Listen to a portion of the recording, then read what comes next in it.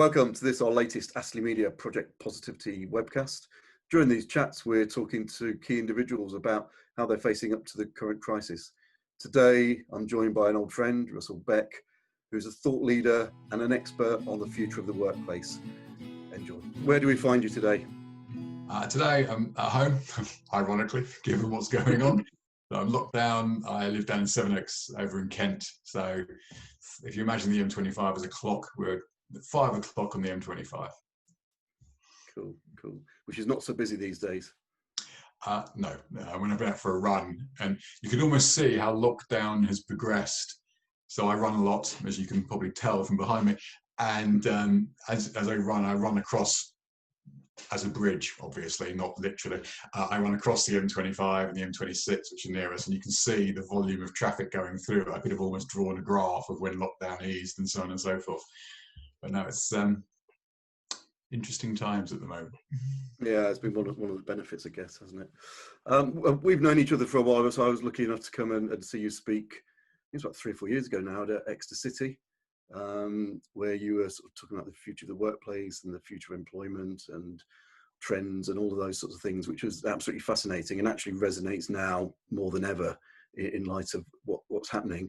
But before we get into all of that, just for those watching, just tell us a bit about yourself and what you do. Thank you. My name is Russell Beck. I work for a small specialist consultancy company called ImagineThinkDo. And our purpose is to inspire, challenge, and enable interesting clients to improve the effectiveness and the satisfaction of their people. And we do this through a variety of interactions, whether that's delivering research-led thought leadership, which you saw a couple of years ago. That might be expertly facilitated workshops. That might be powerful one-to-one coaching sessions. But we firmly believe, and a theme that runs through everything we do, is that one size fits one. And every customer is unique. They've got their own specific circumstances and situations. And therefore, we draw on a portfolio of people-led services to really help businesses get the most out of their most expensive asset, people. Absolutely. And you've worked with some major brands in your time as well. Yeah, I've worked with brands. I was European head of talent at Yahoo in 2005. I managed the outsource of all of Telefonica O2's permanent recruitment, had a team in there. Stereo, McAfee, more recently with John Lewis, Diageo, Syngenta, GSK, managing workforces or helping them with people. Currently working with one of the largest owners, landlords of warehouses in the UK, of a pension asset management fund, and so all over the place, but they've all got the same problem. In fact, most businesses do. It's people. It's all down to people and getting people to work and realize and motivate and engage and manage and be effective and productive. Yeah. So you're well placed to discuss the stuff we're about to get into. And the first question I wanted to ask you, Russ, is, and you sort of alluded to this when you did your talk at Exeter City a few years ago. Do you think what's happened in the last few months spell the end of the traditional office and the sort of 9-to-5 culture that we've been clinging on to? I think there's two questions, if I may. One's the office space, the workplace, and one is the time we spend or working. I think pre-COVID, there had already started to be a trend of changing the nature of the office space.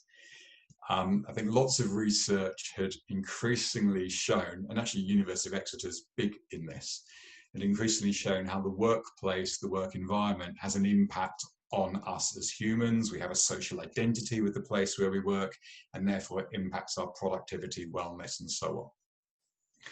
I think it was the Royal Society, Philosophical Transactions of the Royal Society, that came out early last year and said, open plan offices don't drive collaboration.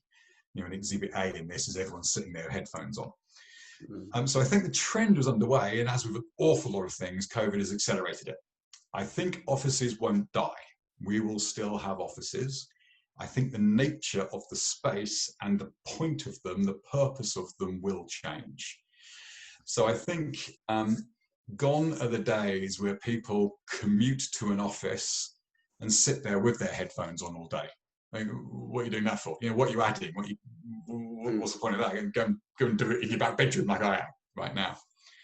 I think people are realizing with COVID and the enforced nature of the lockdown and so forth, actually what the point of offices was. Not necessarily per se to hunker down and do work. I think it's more to have those serendipitous conversations, the collaboration, the sharing. And the interesting point, once you realize that that is the point of the offices, what is the most effective way to get that collaboration, that networking, that sharing, those serendipitous conversations, the whiteboarding, throw it up in the air and so forth? Is that sitting at a bank of desks, identikit desks on identikit floors? Or is it over a cup of coffee in a lounging area? Is it relaxing somewhere? You know, which one drives the output? So I suggest, I postulate, I think that the nature of offices will change. It will shift from identikit desks on identikit floors, which, if you think about that for a moment, if you think implicitly what it's saying, it actually saying is you're all the same. There's no diversity. We're all identical. So even each department and each person in each department is the same because it's all the same furniture and so forth. I think they'll change to be experience centers. And they'll change to be where people collaborate far more. I think Gallup's State of the American Workplace survey, I think it was 2018, said the most productive workers are not those who spend all their time at home and are not those that spend all their time in the office. It's a blend, it's a mix, it's a mush. 2 or 3 days here because I need to hunker down and do some work and you lot are really noisy, and 2 or 3 days over here collaborating because I want to chat about football and discuss and throw it up in the air. And I think increasingly offices will become more customized. And by that point, I mean, today it tends to be identikit offices, the same uniformity of grey floor tiles, brown, white on the walls and so forth, and each one being a corporate identity, identical to the other. I think increasingly as we become experience centers, I think the Rebel Handbook said your values will ooze off the walls. You'll be able to identify the office as being yours. And actually that will be a part of differentiation, and that will be a part of how you differentiate yourself and define your business in order to attract and retain the talent you need to thrive. Crumbs, that was only the first one. The second one was 9 to 5. I think the work flex movement and a lot of the flexible work people, there's always been a lot of evidence that has said working flexibly has driven productivity, retention, wellness, and so on. And there's lots of background data on this in terms of if you have flexibility, you have a better work-life balance. I don't like balance, work-life blend, because it's all one, it blends into one. I think what COVID has forced is put the realization of why, if there was the evidence, why don't people do it? And I think why don't people do it has always been that, frankly, comes down to one word: trust. That classic, if I don't see you working for 40 hours, if you're not at your desk, you're not working. I think COVID has just removed that, because actually we've had to trust people. We've had to let the reins go. We've had to find a way to communicate what we expect of them, set the goals, set the guidelines, and then allow them the latitude to get there. I think long may that continue, because I think trust is a fundamental part of any business.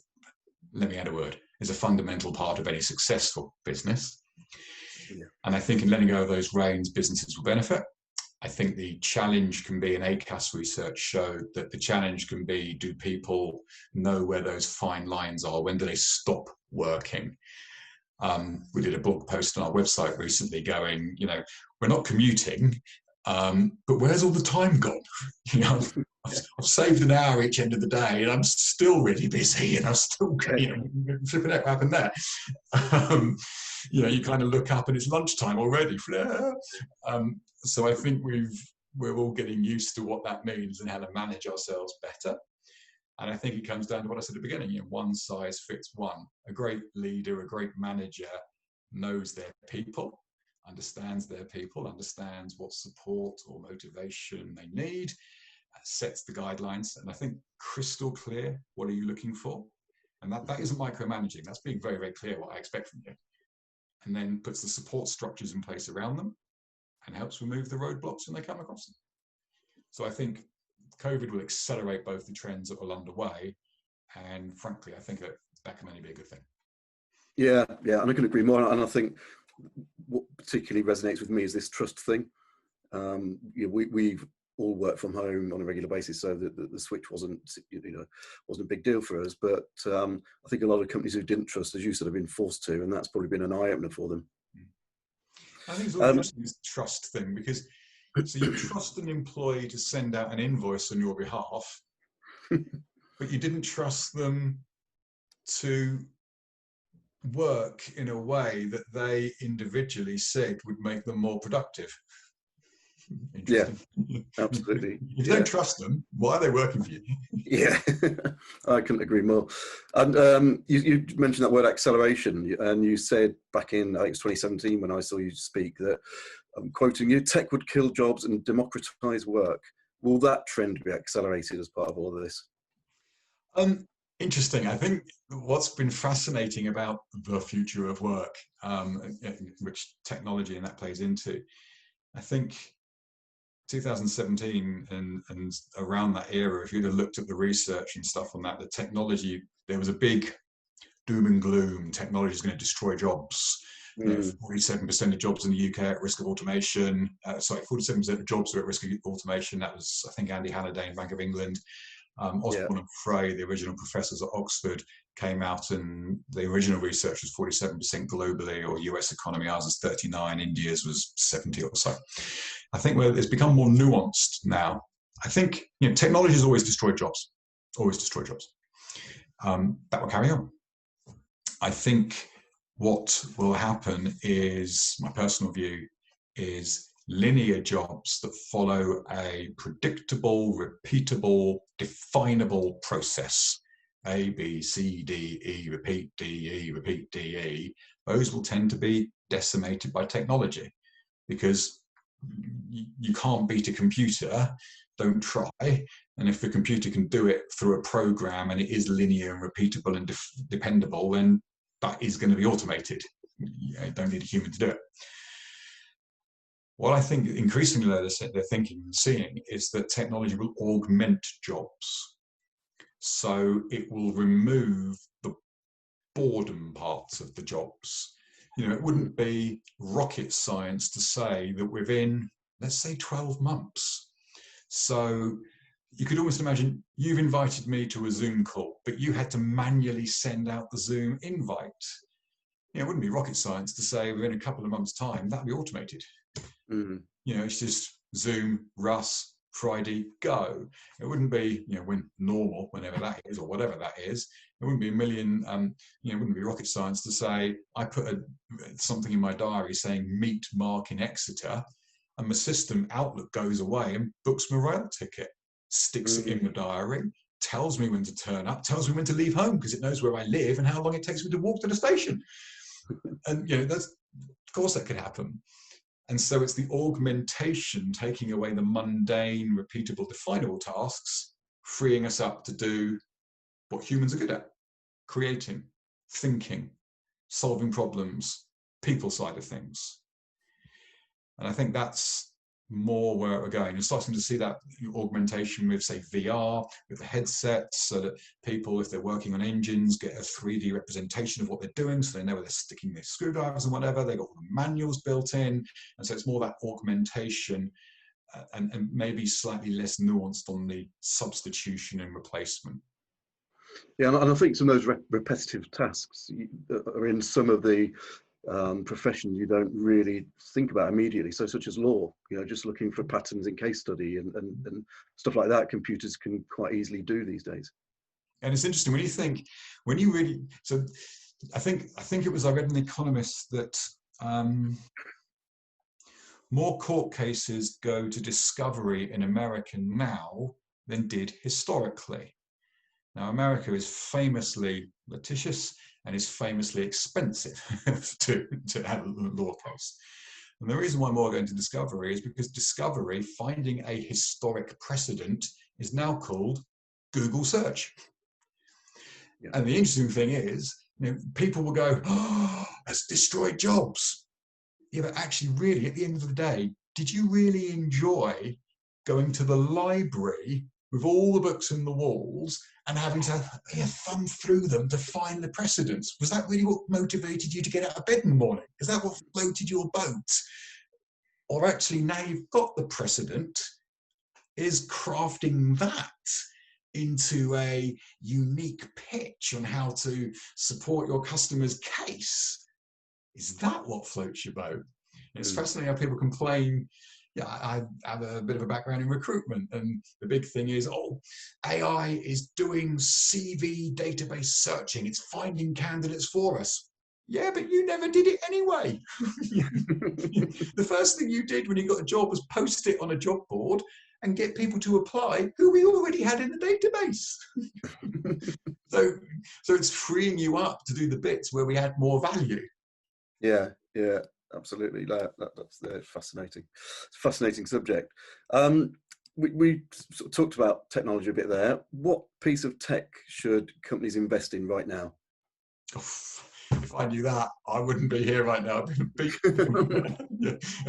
you'd have said this 2 months ago, I'd have think video conferencing tools. That would be a real absolute must win. Yeah. I don't think there is one. Apologies. I don't think there's a single piece, because I think it depends what you're doing, where you're at. What tech isn't a panacea. It's not a magic bullet. It's not going to solve your problems per se. I would actually, some research I saw recently says 60 to 80% of all problems in business are down to people. Tech might be able to help that, might be able to influence it, but you've still got the people angle in things as well. So I think there's going to be lots of stuff on wearables. I think wellness will be a big thing that comes out of COVID, because I think the next thing that happens after we solve COVID, and you're already starting to see the news stories, is the mental health ramifications of isolation and the lack of human connection and those things.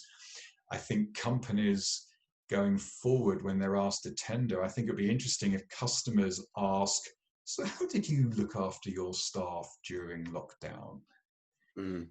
How many did you furlough, and how did you deal with them? And how many did you make redundant? I think that wellness might come up into how you manage your staff and deal with your staff and look after your staff. Seem to be caring and all of those words, which can often be seen as soft and fluffy, but have some real impact, might become a USP for businesses. Yeah, absolutely. And it's interesting, actually, one of the things that we've taken for granted in our business for the last 2 years is Google Drive. But it was an absolute blessing when we all went from work from home, because we could share documents and press releases and work on documents together. But the number of companies I've heard about who are really struggling because they've got no shared drive access. I think for me, that's, something people really need to, if they haven't got it, get it now. It was bizarre that you should mention that. We got our wills updated 8 weeks ago, whatever, just after lockdown started, because we hadn't had them done. Our daughter's now 9 and we hadn't had them done. Time to do it. And we spoke to the person in the law firm, who will remain nameless, and her first response was, I haven't got access to any drives, so I can't see what you did historically. I haven't even got a printer at home, so I can't print anything off. And I'm sorry I was late calling you, because I thought your number was out of order, but actually I've realised that I left the phone off the bracket upstairs in my back bedroom. What am I dealing with? Yeah, but it's not as unusual as you might think. This is I think this is a question that will resonate with you, Russ, because you were working for quite a big organisation, then decided to go it alone about 3 or 4 weeks before lockdown, I think. Is this a good time to start a business? I think, is there ever a good time to start, or is there never a good time to start? I mean, both of them. I started, my first day was the 10th of February this year. So today's the 12th of June, so I'm 4 months in, my 4-month anniversary. Was it a good time to start? It has been phenomenal, actually. I'm lucky enough to have had a lot of interesting conversations with people. I've been doing an awful lot of work with people. I've never been busier. My part of which is why my website's still bit of a work in progress, because I haven't had the time to focus on it. So is it a good time to start? I think starting in February, so I had a 4-6 week run up before we all locked down, was fortuitous, I think, in the scheme of things. But I haven't looked back, and so far it's been really, really interesting, and I possibly even wouldn't be here now if I hadn't have done that. So it's amazing how conversations and doors open and things happen. I'm speaking to people about technology solutions.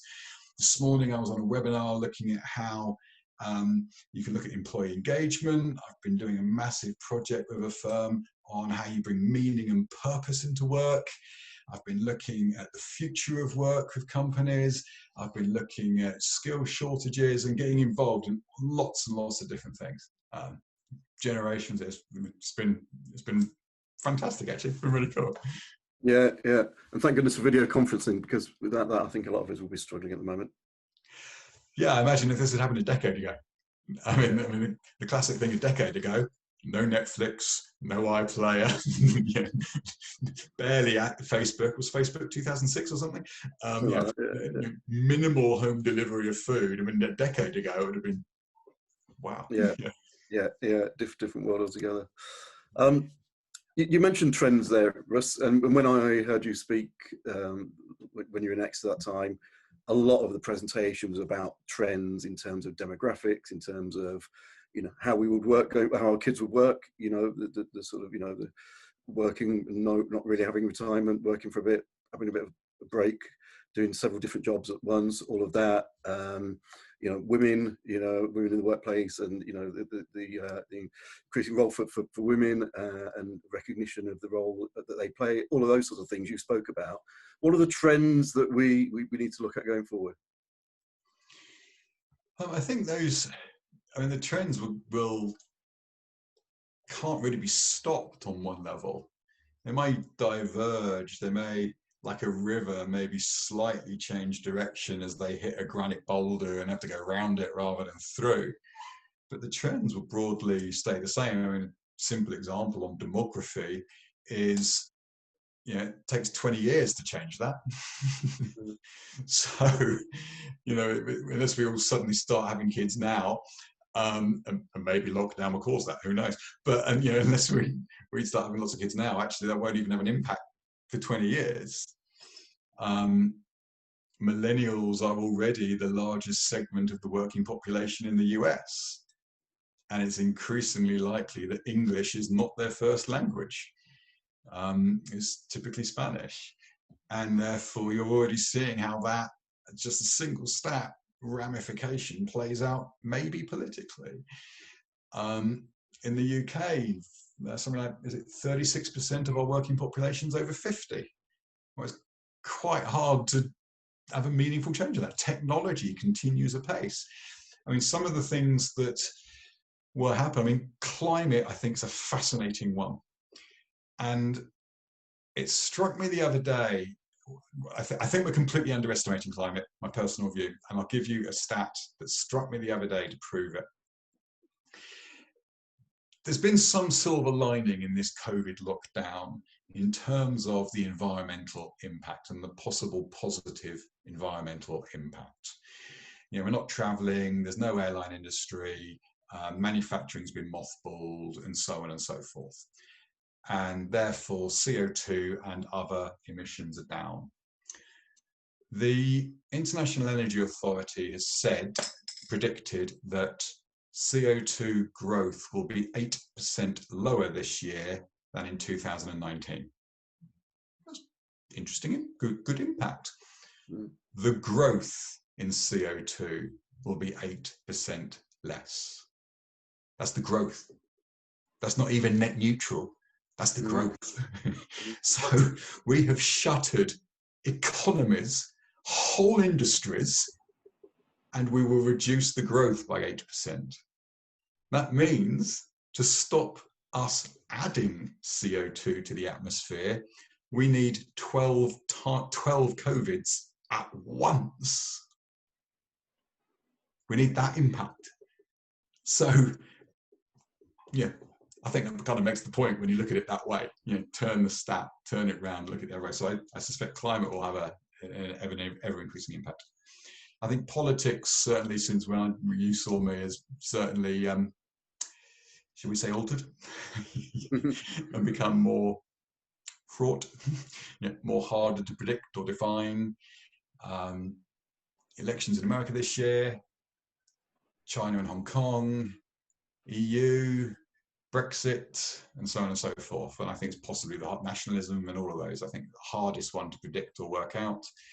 Will we see globalization continue as it has, or will there be a divergence and almost two global powers, the US-led and the Chinese-led, different financial systems or whatever, different technology platforms, Huawei, 5G, and so on and so forth. Who knows? But I suspect the trends per se at a high level will continue. We'll just maybe take a slightly different course as time evolves and things happen and move on. So Russ, you've got experience of HR, you've got experience of all, you're a future gazer in terms of work and all of that. If you were talking to the young Russell Beck, who's about to go to university, what would you advise him to go and do? Young Russell going to university. When is it, this week or next week, where people have to confirm they're taking their places in September? Yes. Well, I think education per se is interesting, because I think University of Cambridge have said all lectures for the current academic year, so 2021, will be virtual. Which makes you suddenly realize, why do I go to university? Why do I physically need to go to university? And I assume that's challenging a lot of university deans et al. As to actually what it is to be the university and how they deliver their courses and so on. And that will be interesting to see where that goes. I think the research is fairly categoric in that if you have a degree, you will have greater earning potential in your lifetime. The question as to what degree is obviously the follow-up. I think I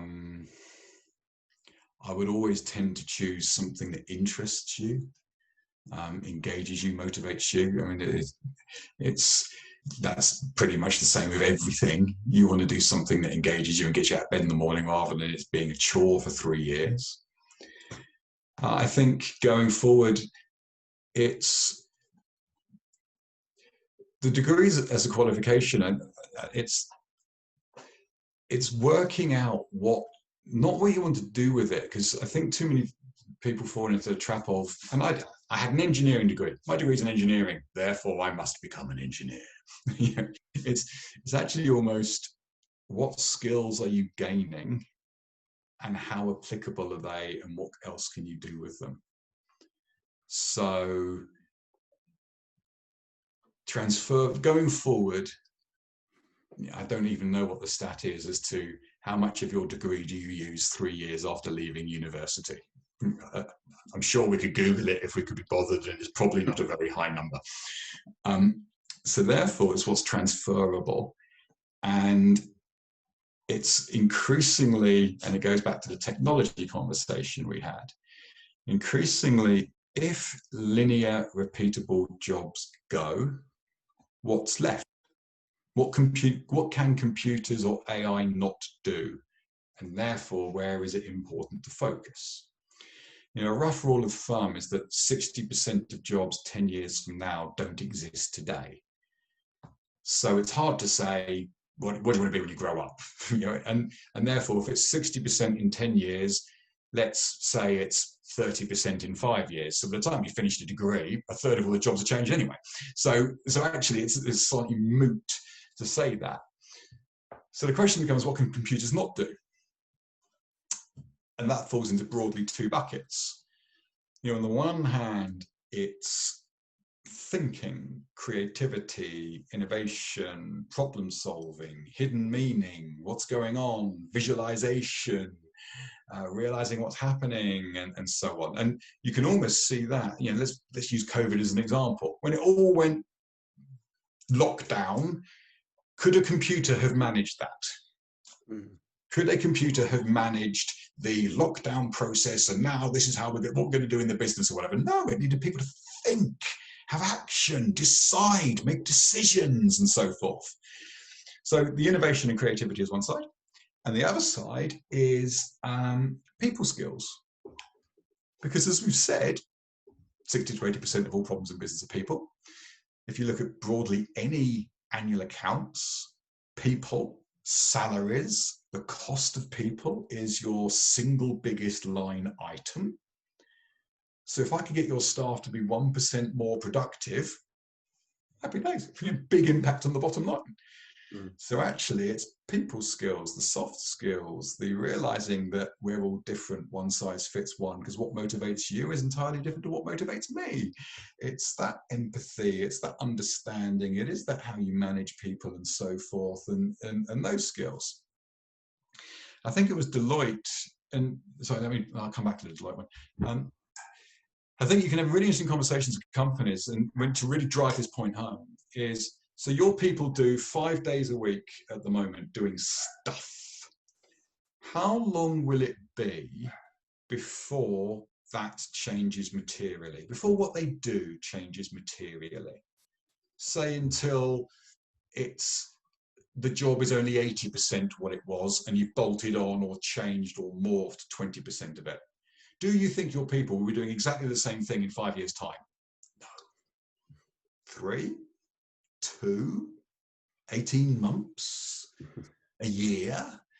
So actually, it's it's realizing what skills you have and the transferability and the applicability of it that becomes important.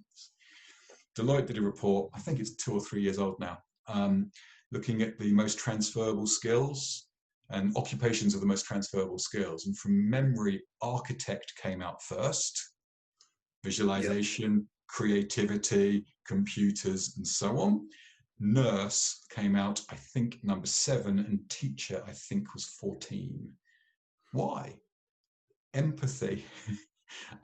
What's a nurse really good at? Empathy, understanding, the bed, patient, nurse, conversations, and so on. People side of things. And I think it's interesting, you're already starting to see STEM, which was, of course, absolutely, I've got to do STEM, morphing to STEAM, with the addition of the A being art, because STEM, science, technology, engineering, maths, doesn't necessarily give you the creativity. It's the art, the other side of the brain, that gives you the creativity, that allows the science and the engineering to deliver.